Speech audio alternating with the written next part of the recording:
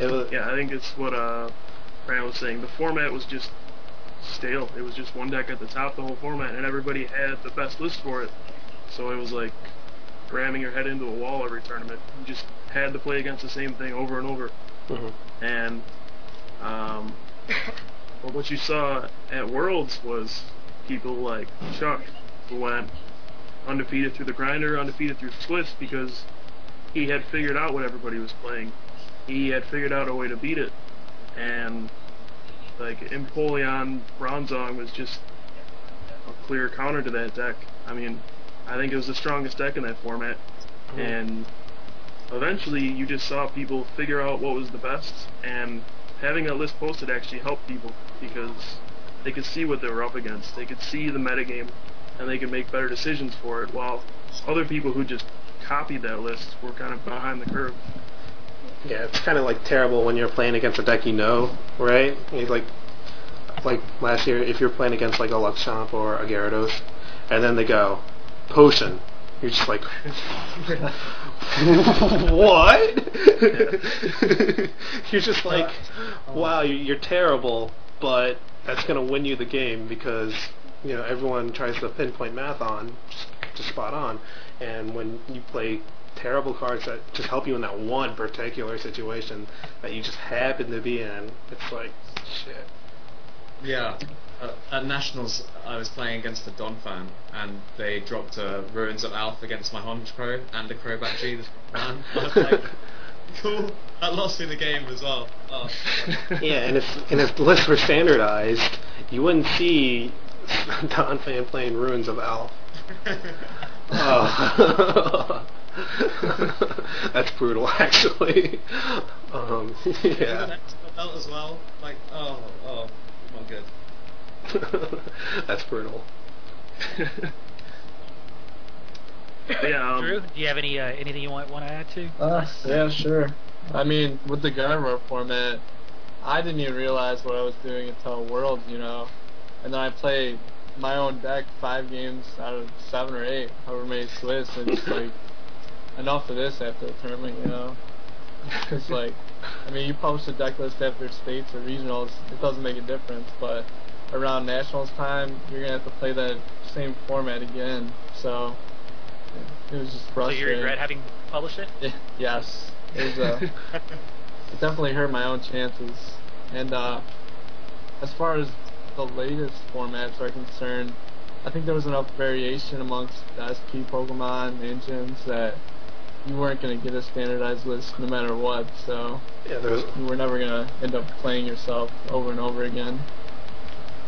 there was also like a skill gap between SP decks too. Like you had Luxchamp, which was, in my opinion, the inferior SP deck, and then you had Dialga-Chomp, which was much better but way harder to play. And it was like picking teeth. Dialga-Chomp, where Luxchamp, you're just like, whatever. I'm just gonna play down a bunch of cards, gonna dust some stuff. I'm just gonna win. Nice and easy. So like when you have decks, I think last format was actually really nice in the diversity of what was played. So it was like, I think it was actually, despite the little, like once you get past the first couple turns, because those were always scary when you had like lone basic. But once you got past that, it was actually a really healthy format, I think. And just because of the sheer number of decks and the level of difficulty between decks, made it very, very good actually. Yeah, I agree. I mean, before Black and White, it was one of the best formats in years, I felt, and the skill really showed through. And people are complaining that there was no skill, but I thought it was a very skill-based format. Yeah, Dialga-Chomp was definitely the second hardest deck I've ever played. Number 1 being Mulock and 06. I don't know what you're talking about. Dialga was easy. Yeah, no, it's like the learning curve though. The learning curve, it's like once you get used to something, it's like easy. But the learning curve for Dialga was way up there. Kyle just waits for his opponents to make a mistake. That's what. The learning curve for Kyle wasn't so high because he'd been playing Dialga-Chomp for 2 years. So he's like, learning curve? I did that 2 years ago. What are you talking about? Dialga-Chomp's the first deck that made me actually take a bottle of Tylenol to every tournament I went to. I hated playing against that stupid deck, man. Yeah, actually, yeah, I started bringing aspirin to tournaments for a while now. There's always like a couple pills in my bag. It's good to have. I've never gotten a headache playing that deck. Really? What? You've I'm never? exhausted. Yeah, man. Like, because at States this year I played it. I was 6-0, and then I was like, well, I don't care about rating because I already have my invite, and I'm 6-0, so I'm already in top cut. You know what? You just take the win. I'm gonna go rest. I've been playing Dialga for like 5 rounds straight, always going to time. I've been having the worst starts in the world, but still winning. It's just like, no, I'm done playing Dialga for a round. Now, getting back on topic. Let me Okay, clarify. continue. Hold on. Don't interrupt me again. Shut up and hurry up. When I played Dialga, I wouldn't get headaches. I would just mentally die. Like, I would get to a point in the tournament where I would be like, I can't think anymore. I'm just gonna do the easiest thing possible. And I would just like go for quick wins. And sometimes it worked out. But I'll be honest, at last year's Nationals, once I hit at top 4, I was absolutely brain dead. Like, I hit a point where I made an absolutely stupid play and it cost me the game. Part of it was I got rushed too, but yeah, that was tough. I mean, you can definitely exhaust yourself playing a tough deck like that. Yeah. Yeah, I mean, that's what it's all about. You know, Mulak was ridiculous too. I played Mulak for like 10 games and I was just, never mind. Have you ever done Mulak Mirror? I just played Don Fan. Have you ever done Yeah, Mulak Mirror? Yeah. That is, yeah. You go for like 40 minutes and then it's like, oh god, no one's taking a prize. No one can take a prize. I think this has really just come down to who can get 6 prizes in one turn or who can deck each other. It's like Whichever one comes first. Who gives up first? Yeah, like I like that weekend nationals. The first thing I did when I got there, when we checked in, I was like, you know what? I've never seen Mirlock Mirror before. It may happen. I should probably see if I can get an edge up on Mirlock Mirror. We didn't even finish the game. I was just like, I'm not doing this anymore. You know, that used to be common practice back in those days. We would be on Apprentice just playtesting, and then as soon as somebody established like that lock, you would just see people just scoop automatically. It happened every time, I swear. Yeah. Except with me. Oh yeah, except for him. So, Yeah. I made you earn every single win you got against me. all 2 of them. Yeah, like 1. Did you get like 4-0'd yesterday? Or 3-0'd? 4-1 something? 4-1. Yeah. 4-1. It was good. Zekrom is pretty good against the Typhlosion that can't set up. Pretty good. I set up once and I whooped you though. I was happy. Yeah, so I didn't get anything. 1 out of 5. Not bad. 20%, I'll take it. Alright, do you guys want to get back on topic yet? Sure. Yeah. I'm having a pretty good time right now, just reminiscing, but sure. Alright, well, getting back on topic, we're discussing actually the top 8 deck list for states and events. Has Pokemon displayed them pretty often, or have they not displayed it at all? No, they do it for nationals, or like the top winners, or like a select few deck list, and then they do like the top 4 for worlds, which is so it's whatever. really sporadic, right? But it's nothing like planned out. But you look at like other games, and it's like, they're always printing top 8 deck lists, and their games are fine. And deck build, the top players still win. It's just like, I think they should just increase the wealth of information, which makes things a lot easier. Like, if you could go into nationals and just pinpoint a few decks that are going to be played, and then go, you're going down, then you go like really deep. Like I did that last year. I went 8-1 Swiss, and then I lost top 32 or 128 because I'm bad and I messed up like big time. Whew. But yeah, I was like steamrolling through everyone, and I'm doing this because I was playing reversal in that deck too, by the way.